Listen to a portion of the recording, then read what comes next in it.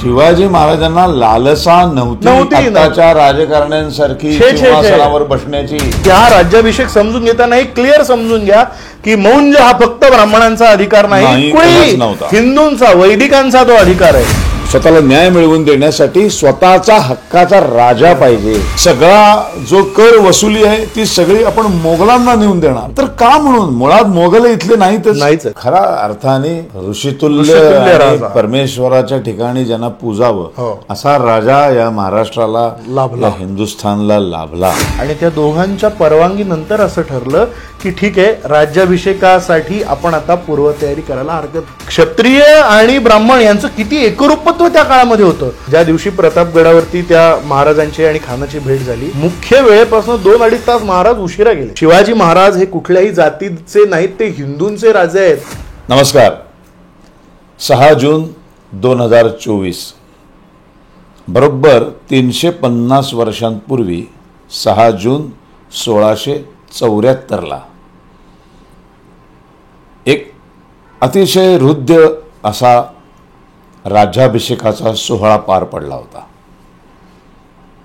साक्षात परमेश्वराच्या ठिकाणी ज्यांना आपण बसवतो असे छत्रपती शिवाजी महाराज हे छत्रपती होण्याचा तो क्षण, त्याला 6 जून 2024 350 वर्ष पूर्ण झाली. म्हणून मी आणि पार्थ आम्ही दोघांनी थोडासा या राज्याभिषेक सोहळ्याच्या इतिहासावरती प्रकाश टाकण्याचा हा एक छोटासा प्रयत्न आहे.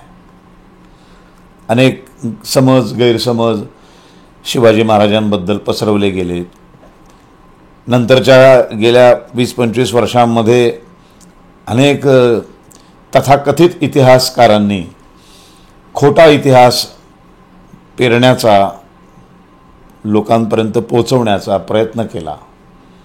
त्याच्यामध्ये छत्रपती शिवाजी महाराज सेक्युलर होते, त्याच्यानंतर अफजल खान हा त्याच्या राज्याच्या विस्तारासाठी इथे आला होता, तो महाराजांना मारण्यासाठी आलाच नव्हता. छत्रपती शिवाजी महाराजांना जाणता म्हणायचं काही कारणच नाही. असे अनेक गोष्टी पसरवण्याचा, रुजवण्याचा प्रयत्न केला. ते सगळं राजकारण आहे, ते राहू दे बाजूला, आम्ही काही राजकारणी मंडळी नाही. पण खरा इतिहास वाचल्यानंतर या राज्याभिषेकाबद्दल बोललं पाहिजे. म्हणून आज आम्ही दोघंजण एकत्र पहिल्यांदाच असा हा कार्यक्रम करत आहोत. आणि हा आमच्या दोघांच्याही यूट्यूब चॅनलवरती हा प्रसारित होणार आहे, होतो आहे. तर सगळ्यात पहिल्यांदा अत्यंत आनंदाची आपल्या सर्वांना 350व्या राज्याभिषेकानिमित्त खूप शुभेच्छा. एक असा राजा, असा एक म्हणजे मी नेहमी म्हणतो की जगामध्ये उत्तम राज्य कसं असावं आणि उत्तम राजा कसा असावा जगात, तर त्याच्या 2 मोजपट्ट्या आहेत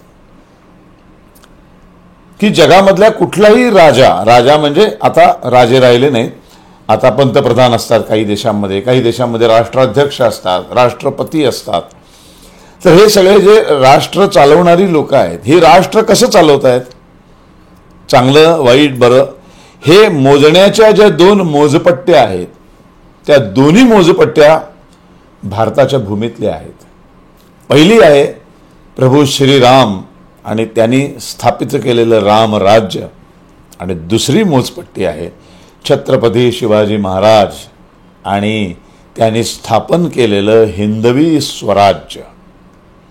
कोणी राजा कसं राज्य करतोय ह्या 2 मोजपट्ट्यांवरती आपण पडताळून बघतो आणि ठरवतो बरं करतोय, चांगलं करतोय, वाईट करतोय. तर अशा या छत्रपती शिवाजी महाराज आणि त्यांच्या राज्याभिषेकाबद्दल आम्ही तुमच्याशी बोलणार आहोत. पार्थ बखरींचा चांगला अभ्यास आहे त्याचा, त्यामुळे पार्थ बखरीमध्ये नेमकं, आता बखर ही आपल्यासाठी खरी प्रमाण मानली जाते. तर त्या बखरींच्या संदर्भामध्ये म्हणजे बखरीमध्ये जे राज्याभिषेकाचे सगळे संदर्भ लिहिलेले आहेत, 3 का 4 बखरी आहेत, तर त्यावरती जरा पहिल्यांदा प्रकाश टाक. मग मी शिवाजी महाराजांना राजा भावसं का वाटलं असेल त्याच्यावर बोलीन. नमस्कार सगळ्यांना. आणि शिवराज्याभिषेक दिनाच्या निमित्ताने महाराष्ट्रभर नाही तर मोठ्या संख्येने देशभर सुद्धा खूप आनंदाचं आणि उत्साहाचं वातावरण आहे. कारण गंमत बघा, बरोबर शिवराज्याभिषेकाच्या पूर्वी 350-400 वर्ष या देशावरती मुसलमानांचं आक्रमण होतं. बरोबर आपण ज्ञानेश्वरांच्या अलीकडचा तो सगळा काळ 1275 म्हणजे 400 वर्ष होतात ती. आणि आता नंतर शिवराज्याभिषेकानंतरची 350 वर्ष आपण आता पुढे आलेलो आहोत. म्हणजे मध्ये किती काळ गेलाय या सगळ्याचा विचारही आपण केला पाहिजे. आणि शिवाजी महाराजांचं महत्व काय आहे की अजूनही आपल्याला महाराजांचीच गरज वाटते. हो, म्हणजे आज सुद्धा कुठलंही राजकीय संघटन, कुठलंही सामाजिक संघटन, या सगळ्यांच्या कुठल्या ना कुठल्या तरी कामामध्ये सुरुवात शिवाजी महाराजांची असते. आदर्श कोणाचा? महाराष्ट्रासमोर सातत्यानं शिवाजी महाराजांचा. म्हणजे 350 वर्ष महाराष्ट्राच्या समूहावरती, कुठल्याही जातीपातींवरती अढळ राहिलेलं हे नाव आहे बरं का. शिवाजी महाराजांचं अढळपद 350 वर्ष एखाद्या ध्रुवासारखं कायम आहे. आणि ते इथून पुढे वर्षानुवर्ष असेल. ते कुठेही हलणार नाहीये, कुठेही ढळणार नाहीये. नाही, हलूच शकत नाही ते. आणि म्हणून राज्याभिषेकाची मूळ संकल्पना कशी आली, राज्याभिषेक का करावासा वाटला, कोणाला करावासा वाटला, ह्याच्याबद्दलची मतमतांतरं जी सध्या सांगितली जातात ना, त्याच्याबद्दलचं सत्य लोकांपुढे आणणं अत्यंत आवश्यक आहे. म्हणजे आत्ता जे स्वयंघोषित इतिहासकार आहेत त्यांनी जे गैरसमज पसरवलेले आहेत आणि जे काही पिवळ्या पुस्तकातून वाटेल ते अगदी म्हणजे एक तर फार मोठ्या कळीचा मुद्दा आहे की समर्थ रामदास स्वामींनी शिवाजी महाराजांचा काही संबंध नव्हता. म्हणजे असंख्य पुरावे सादर केल्यानंतर ते तेच म्हणतात अगदी काही संबंध. म्हणजे मी 2 संदर्भ असे देतो. तुम्ही बखरींचा विषय काढला ना, तर एक आहे भोसल्यांची बखर आणि दुसरी जी बखर आहे ती चिटणीसांची बखर आहे.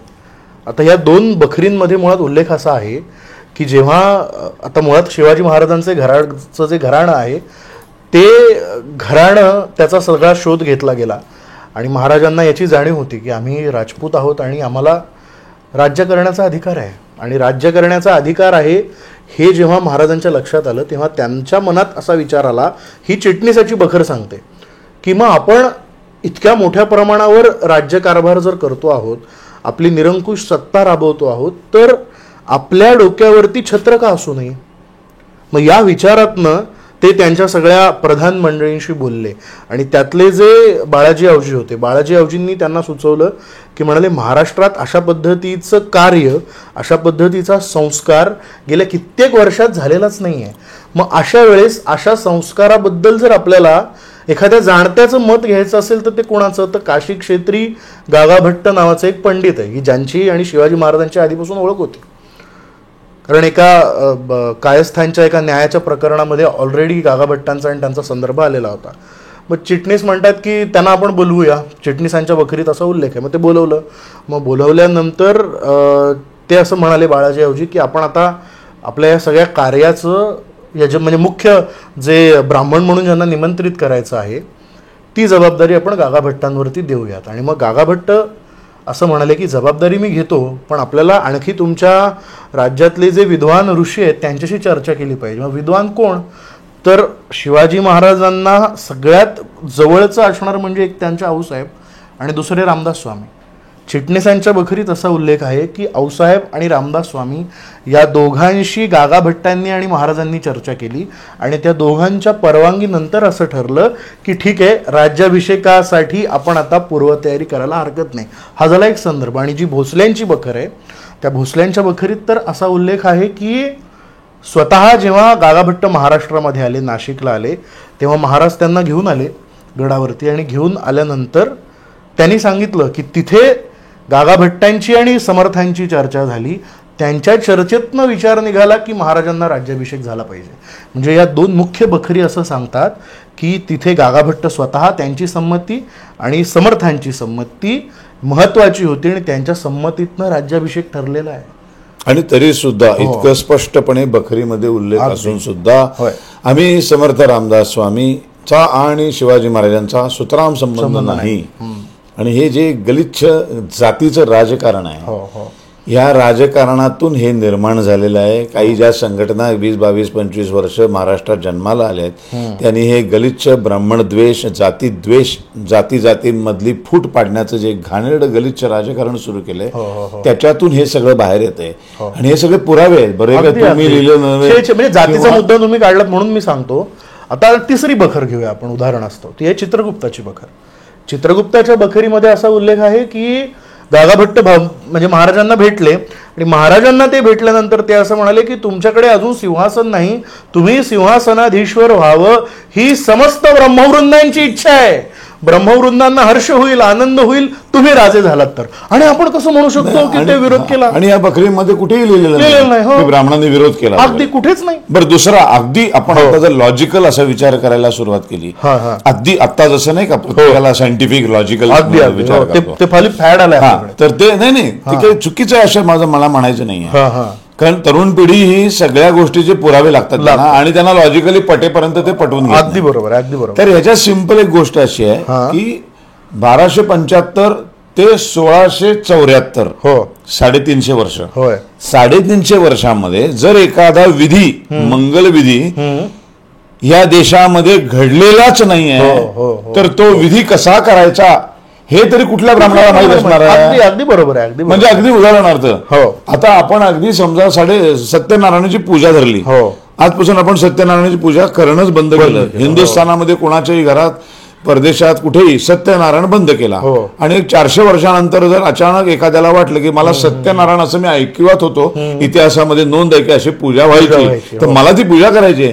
आणि मग तत्कालीन 300-400 वर्षानंतरच्या एखाद्या ब्राह्मणाला गाठलं आणि बाबा सत्यनारायण करायचं, तो म्हणेल बापरे हे सत्यनारायण आम्ही ऐकून कसा करायचा आम्हाला माहितीच नाहीये. बरोबर बरोबर. ह्याचे विधी काय आहेत, ह्याचं कुठं सापडेल काय, असं पण नाही का होऊ शकत? अगदी अगदी बरोबर आहे. का फक्त ब्राह्मणांना शिव्याच द्यायच्याच, काही करून बास ही जात समूळ नष्ट करायची असा जो काही विडा उचलला होता काही वर्षापूर्वी, तर ते काय होऊ असं नष्टबिष्ट काही होऊ शकत नाही. पण असं पण होऊ शकतं ना लॉजिकली की 350 वर्ष जर हा विधीच केलेला नाहीये, 350 वर्ष म्हणजे किती पिढ्या झाल्या. होय होय, अगदी अगदी. 5-50 पिढ्या झाल्या. ह्या 5-50 पिढ्यांमध्ये कोणी राज्याभिषेक बघितलेला नाही, कोणी सिंहासनावर राजा बसलेला बघितलेला नाही, तर त्याच्यासाठी विधी कुठला करतात आणि त्याच्यासाठी काय पथ्य पाळायची कुणालाच माहिती नाही. बरं, याचा अभ्यास केला ना गागा भट्टांनी? ते काही लगेचच सगळे विधी जाणून आले होते अशात म्हणजे गागा भट्टांना सगळं माहित होतं असं नाही. आता गंमत फार इंटरेस्टिंग गोष्ट सांग. ते सांगतो मी. जेव्हा ठरलं, आता असं ठरलं की आता 3 बखरींचा आपण संदर्भ घेतला, 4थी सभासदाची बखर सांगतो आणि पुढे जातो. म्हणजे ह्या 4 मुख्य बखरी आहेत. आणि फार महत्वाचं ते सांग की शिवाजी महाराजांना लालसा नव्हती आताच्या राजकारण्यांसारखी सिंहासनावर बसण्याची. त्यांना कुठे राजा होऊन गाद्या गिरद्यांवर लोळायचं नव्हतं, त्यांना स्वराज्य स्थापन करायचं. अगदी अगदी अगदी. म्हणजे सभासदाच्या सर्वानुमते ठरलं की नाही तुम्ही राजा आला पाहिजे, तेव्हा मग तो निर्णय झाला. आणि पुढे गागाभट्ट तेच म्हणाले अहो महाराज तुम्ही 4 पातशाह या पायाखाली बुडवल्या आणि तुम्हाला तख्त नाही, असं कसं? महाराज तख्ती वैसावे ही आज्ञा आहे आणि ती आज्ञा तुम्ही म्हणताय आता बसतो लगेच चढले असं नाही. सगळ्यांना विचारून विचार विनिमय करून मग राजांनीही मानिले असा शब्द आहे. राजांनीही मानिले असं लिहिलंय सभासदांनी. आणि हे ठरल्यानंतर मुख्य आता हा इतका मोठा संस्कार वैदिक संस्कार आहे तो, आणि वैदिक संस्कार इतका मोठा जर आपल्याकडे झालेला नाही तर तो वैदिक संस्कार कसा व्हायला पाहिजे, त्याच्यासाठी महाराजांच्या पूर्व पिढ्यांचा इतिहास काढला पाहिजे. महाराजांच्या घराण्यामध्ये कुठले संस्कार झालेत कुठले नाही हे बघितलं पाहिजे आणि त्यानुरूप त्यांना राज्याभिषेकाचा संस्कार केला गेला पाहिजे. याच्यासाठी गागाभट्ट जे मूळ पैठण म्हणजे त्यांची पूर्वापारची जी घराणी होती ती पैठणची होती, मग त्या पैठणला ते गेले आणि पैठणला गागाभट्ट गेल्यानंतर पैठणच्या विद्वानांशी त्यांनी चर्चा केली. त्या सगळ्या चर्चेतनं पैठणला काही दिवस राहून गागाभट्टांनी तिथे राज्याभिषेकाची संहिता तयार केली आणि ती संहिता घेऊन ते पुन्हा महाराजांकडे आले. मग महाराजांना गागाभट्टांनी ती संहिता समजावून सांगितली आणि सगळ्यात महत्त्वाचा मुद्दा मी सांगतो, त्या संहितेनुसार गागाभट्ट असं म्हणाले की तुम्ही खरंच अर्थाने राजपूत आहात, क्षत्रिय आहात, पण आपल्याकडे धर्मात असं सांगितलेलं आहे की जन्मना जायते क्षुद्र संस्कारात द्विज उच्चते. आपल्याकडे. त्यामुळे तुमच्यावरती वैदिक संस्कार असे झालेलेच नाहीत. महाराजांची जी 8 लग्न झाली होती ती 8 लग्न शास्त्रोक्त वैदिक पद्धतीनं झालेली नाहीत, त्यामुळे संस्कार लुप्त झालेत. मग तुम्हाला जर राज्याभिषेक करायचा असेल तर अगदी सुरुवातीपासून एक एक संस्कार. मग पहिला संस्कार कुठला? 8 वर्षाचं ते मूल झाल्यानंतर तो वैदिक संस्कार आहे मुंज. हा तो फक्त ब्राह्मणांपुरता नाही, हा गैरसमज काढून टाका. अरे सावरकरांनी लावल्या सगळ्यांच्या मुंजी लावलेल्या. त्याच्यामुळे गागा भट्टा ह्या राज्याभिषेक समजून घेताना हे क्लिअर समजून घ्या की मौंज हा फक्त ब्राह्मणांचा अधिकार नाही, हिंदूंचा वैदिकांचा तो अधिकार आहे. मग गागा भट्टा असं म्हणाले की महाराज तुमची मुंज करायला पाहिजे. आता जर ब्राह्मणांनी विरोध केला असं मानायचं तर महाराज एवढे खुळे होते का? महाराजांनी म्हणायला हवं होतं ना की ब्राह्मण विरोध करतायत, मी मुंज करणार नाही. महाराजांनी शास्त्रोक्त पद्धतीनं मुंज करून घेतली. त्याच्यात एक अडचण होती, मुंज ही 8 ते 22 याच वयोगटापर्यंत करता येते. महाराजांचं वय त्याच्या पुढे आहे. गागा भट्टांनी मार्ग काढला. गागा भट्ट सुद्धा म्हणू शकत होते, अहो सुरुवात ज्या मुंजीपासून करायची त्या वयातच महाराज तुम्ही बसत नाहीत, तुमची मुंजच होऊ शकत नाही, राज्याभिषेक कुठून होणार? गागा भट्टांनी पण मार्ग काढला. बघा म्हणजे किती सामाजिक सलोखा, क्षत्रिय आणि ब्राह्मण यांचं किती एकरूपत्व त्या काळामध्ये होतं. मग मुंज झाली. मग मुंज झाल्यानंतर महाराजांची पुन्हा लग्न लावली, कारण ती लग्न वैदिक संस्कारांनी झाली होती की नाही माहिती नाही. मग ते वैदिक संस्कार झाले. मग त्या लग्नानंतर आतापर्यंत जी पातकं घडली असतील, चुकीने घडली असतील, त्याच्याबद्दल प्रायश्चित्त घेतलं गेलं. मग प्रायश्चित्त घेतलं म्हणजे स्वतःला मारून जोडून घेतलं असं नाही. प्रायश्चित्त कशानं घेतलं तर तुलादान. मग ते तुलादान झालं, ते दान वाटण्यात आलं आणि मग नंतर राज्यारोहण, कलशारोहण असा एक एक सुंदर विधी सुरू झाला. काही दिवस चटईवर झोपायचे. त्यांनी सगळं हे गाद्या गिरद्या पण थोडे दिवस वर्ज केलेल्या होत्या. आणि फार म्हणजे खरा अर्थाने ऋषितुल्य परमेश्वराच्या ठिकाणी ज्यांना पूजावं असा राजा या महाराष्ट्राला लाभला, हिंदुस्थानला लाभला. हे सगळं स्वतःचा राज्याभिषेक करून झाला, स्वतः स्वराज्य निर्माण केलं. हे का? कारण 400 वर्ष सातत्याने मोगलांचं राज्य आहे. मोगल ठरवणार एखाद्याच्या अपराधाला कुठली शिक्षा असावी. सगळा जो कर वसुली आहे ती सगळी आपण मोगलांना नेऊन देणार. तर का? म्हणून मुळात मोगल इथले नाहीतच, ते आक्रमण करून लुटायला आलेले आहेत. ते आमच्या उरावर बसून राज्य करतायत आणि आमचीच लोकांनी त्यांना कर द्यायचा. आमच्याच लोकांच्या शिक्षा वाटतील त्या शिक्षा ते करणार. आमची मंदिरं ते फोडणार, तिथे मशिदी उभ्या करणार, आमच्या गोरगरिबांचा अतोनात छळ करणार, स्त्रियांना बाटवणार. हे सगळं थांबवायचं असेल तर हक्काचा राजा पाहिजे. प्रजा ही प्रत्येक गोष्टीसाठी स्वतःला न्याय मिळवून देण्यासाठी स्वतःचा हक्काचा राजा पाहिजे. तर प्रजा औरंगजेबाकडे जाऊ शकत नव्हती, निजामाकडे जाऊ शकत नव्हती, आदिलशहाकडे कुतुबशहाकडे जाऊ शकत नव्हती. मग स्वतःचा हक्काचा राजा ही मला न्याय हवाय. राजा मला माझ्या याच्यावर बलात्कार झालाय, पाटलांनी केलाय तर याला न्याय हवाय.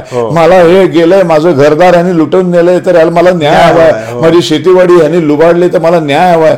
हे सगळं न्याय निवाडा मोगलांकडे काय द्यायचं? बरोबर. आपलं राज्य, आपली भूमी, हिंदुस्थान, माझा देश, माझा राजा पाहिजे. ही सुद्धा सगळ्याच्या पाठीमागची आहे भावना. आणि मग छत्रपती शिवाजी महाराज राजे झाले, छत्रपती झाले आणि तो मुकुट त्यांच्या याच्यावर ठेवला आणि छत्रपती असा उल्लेख जेव्हा गागा भट्टांनी केला. आणि काय ते असेल नाही, म्हणजे तो 8-10 दिवस तो सोहळा चालला होता आणि तयारी काहीतरी 3-4 महिने चाललेली होती. भारतातल्या सगळ्या नद्यांचं जल आणलं, सर्व नद्यांचं, की ज्याच्यापैकी एकही नदी तशी त्या अर्थानं स्वराज्यात नव्हती. काय सुंदर सप्तसिंधू आणि त्या सगळ्यांचा जलाभिषेक महाराजांना केला. ज्या सप्तसिंधूवरून हिंदू हा शब्द ओळख जी आहे. आणि एवढंच नाही, दान बिन पण एवढं केलं गेलं. संपूर्ण तळागाळातल्या सामान्य माणसापासून ते सरसेनापतींपर्यंत सगळ्यांना आमंत्रण आहे. कोणालाही आमंत्रण नाकारलेलं नाही. बरोबर आहे. त्याच्यानंतर दान धर्म तर त्या वेळेला एवढा झालाय की काय विचारूच नको. ब्रिटिश अधिकारी उपस्थित होते, सगळं होतं. एक गंमत सांगतो, तुम्ही न्यायदानाचा विषय काढला म्हणून. गंमत अशी आहे ना, आता हे जे अनेकांना वाटतं ना की ब्राह्मणांचा विरोध, ह्या सगळ्या मुद्द्याला अगदी तोड म्हणून माझा मुद्दा आहे हा. असं असायचं त्या काळामध्ये की एखाद्या ब्राह्मणावर समजा आरोप केला गेला की या ब्राह्मणांनी आम्हाला त्रास दिला, या ब्राह्मणांनी आम्हाला लुबाडलंय, या ब्राह्मणांनी आम्हाला हे केलंय, तर त्याचा निवाडा जो असायचा तो निवाडा करण्यासाठी ब्राह्मण बोलवावे लागायचे आणि त्या ब्राह्मणांची परिषद बसवून ब्राह्मणाकरवी ब्राह्मणाचा निवाडा करावा अशी एक सामाजिक रूढी त्या काळात होती. आता शिवराज्याभिषेकामुळं काय झालं हे तुम्हाला कळतंय. शिवराज्याभिषेकामुळं तो निवाडा, कारण राजा नाहीये, मग त्या ब्राह्मणाला शिक्षा देण्याचा अधिकार एक तर राजाला आहे, पण राजाच नाही आमच्याकडे. मग ते ब्रह्मवृंद बोलवा आणि ती परिषद बसवा, हे सगळ्यात प्रचंड वेळ जायचा आणि ह्याच्यामध्ये कदाचित तो न्याय कुठेतरी चुकीचा लागण्याची शक्यता असायची. राज्याभिषेकामुळे ही शक्यताच नाहीशी झाली स्वराज्यातली. आता शिवाजी महाराजांना संपूर्ण अधिकार आले. शिवाजी महाराजांना ब्राह्मण क्षत्रिय कुठल्याही जाती धर्माचा असो, जो चूक आहे त्याला त्याच्या चुकीची शिक्षा देण्याचा अधिकार मिळाला. ही किती महत्वाची गोष्ट आहे. तो अधिकार मिळाला आणि खऱ्या अर्थाने स्वराज्यात समानता आली असं मी म्हणतो. अष्टप्रधान मंडळाची स्थापना आहे, त्याच्यात 7 ब्राह्मण आहेत, तरी सुद्धा 7 ब्राह्मण असून राजांचं वैशिष्ट्य बघा की 7 ब्राह्मण असून सुद्धा ब्राह्मणांना ते हे सुनवायला घाबरले नाही की जर तुम्ही केवळ जन्माने ब्राह्मण आहात म्हणून जर अपराध कराल तर तुम्हाला सुद्धा हत्तीच्या पायाखाली द्यायला पुढे बघणार नाही. आणि हे म्हणत असताना महाराजांना आजच्या राजकारण्यांसारखी ही भीती वाटली नाही की अरेच्छा मी जर असं म्हटलं तर हे जे काय आता जातीची पॅकेट्स बनवले सगळे आणि मतपेट्या, तर बाबा माझ्या अष्टप्रधान म्हणले 7 ब्राह्मण आहेत, असं बोललो तर निघून जातील, त्यांचा एक गट फुटून दुसऱ्या पक्षात जाईल आणि वेगळं स्वराज्य निर्माण करेल. तर असली कुठलीही भीती महाराजांना वाटली नाही किंवा असा निर्णय दिला असं बोलले म्हणून कोणीही अष्टप्रधान मंडळातला ब्राह्मण नाराजही झाला नाही. उलट त्यांनी त्यांचं कौतुक केलं. इतकी पारदर्शकता, खऱ्या अर्थाने 18 पगड जातीच्या लोकांना घेऊन कुठलंही जातीचं राजकारण न करता महाराजांनी स्वराज्य निर्माण केलं. जे उठसूट आमचे सर्व राजकीय पक्ष जय भवानी जय शिवाजी छत्रपतींचा महाराष्ट्र वगैरे जे काय म्हणतात ते काडीचंही छत्रपतींचा अनुनय करत नाहीत. एकही राजकीय पक्ष छत्रपती शिवाजी महाराजांनी घालून दिलेल्या वाटेवर जात नाही. उगाच त्यांचा नाव घेतात, उगाच त्यांचे पुतळे स्टेजवर उभे ठेवतात, फोटो लावतात. काही नाही. एकदा सगळ्यांनी आत्मपरीक्षण करण्याची नितांत गरज आहे, पण हे करतील असं वाटत नाही आणि शक्यच नाहीये. गंमत बघा, आता तुम्ही म्हणालात ना की त्यांनी सगळं अशा पद्धतीने कधीही जातीपातीबद्दल भेद केला नाही. उदाहरण सांगतो तुम्हाला. अफजल खान जेव्हा आलेला होता चाल करून, आता अफजल खान तर गंमत नाही, याच्यात 2 गोष्टी मला सांगायच्यात. एक म्हणजे शिवरायांची युद्धनीती पण येते आणि दुसरं म्हणजे शिवरायांची सर्व धर्मांप्रतीची सर्व जातींप्रतीची समान वागणूक येते. आता गंमत बघा, 10,000 त्याचं काय ते घोडदळ पायदळ, 12,000 घोडदळ, 10,000 पायदळ, असं 22,000 ऑलरेडी सैन्य आहे अफजल खानाचं. 850-900 उंट, 1200-1300 घोडे, असं आणखी वेगळं सैन्य. बरं 80-90 तोफा, त्या तोफा चालवण्यासाठी आणलेले 1000-1500 आणखी तोफखान्यावरची माणसं, असं एकंदरीत आपण अंदाज बांधूया की 25,000चं सैन्य आहे. आता 25,000चं सैन्य विजापूर पासून आलेलं आहे महाबळेश्वर पर्यंत. आता एखाद्याशी लढण्याची टेक्निक कशी असते बघा. 25,000चं सैन्य वाईपर्यंत आलं, शिवाजी महाराजांनी तिथं वकील पाठवला आणि तिथे काहीतरी अशा गोष्टी घडवून आणल्या की त्या 25,000मधलं अर्धच सैन्य अफजल खानाने वर आणलं. तो महाबळेश्वरला आला. आता महाबळेश्वरला आल्यानंतर पुन्हा त्यातलं काही सैन्य त्याला तिथंच ठेवून द्यावे लागतील अशा वाटाघाटी केल्या आणि महाबळेश्वरनं जावळीच्या अरण्यात जेव्हा अफजल खान आला आणि प्रतापगडावर जेव्हा युद्ध झालं तेव्हा फक्त खासे म्हणजे 22-25,000चं सैन्य त्या शामियान्यात जे माणसं होती ती फक्त 10 आणि इकडची 10 तिकडची, म्हणजे 25,000च्या सैन्याला काय कट ऑफ दिलाय महाराजांनी बुद्धी चातुर्यानी की 25,000चा येताना आहे, पण मुख्य लढाईमध्ये 10 माणसांशी लढाई केलेली आहे. सावरकरांनी जे म्हटलंय ना, जी शुद्धी हृदयाची रामदास शिरडुलवी, जी बुद्धी 5 शायास शत्रूच्या झुलवी, ते किती तंतोतंत खरंय बघा. बुद्धी आणि शक्ती अशा पद्धतीने एकत्र जोडली, काय कमाल आहे. आणि दुसरी आणि एकटे गेले नाहीत ते वेड्यासारखे एकटे गेले नाही अफजल खानाला भेटायला. त्यांना माहित होतं की आपण एवढेसे घेऊन आपण हरणार समोरासमोर. मग काहीतरी करून त्यांना पुढे यायला. आणि दुसरी एक भौगोलिक परिस्थिती पण Exactly, आहे exactly. की दख्खनमध्ये जेव्हा उतरायचे दऱ्याखोऱ्या सुरू होतात, हो. सपाट प्रदेशापर्यंत तू हत्ती आणि उंट आणू शकतो. हो हो हो सपाट प्रदेशाच्या पुढे जेव्हा दऱ्याखोऱ्या सुरू होतात तेव्हा हत्ती उंट शक्यच नाही ऑटोमॅटिक ते. तू आणू शकत नाही. ती अर्धी हो. तुझी कुवत तिथेच तिथेच थांबली. थांबते. बरोबर आहे. असं करत करत ते आणलेत. बरं,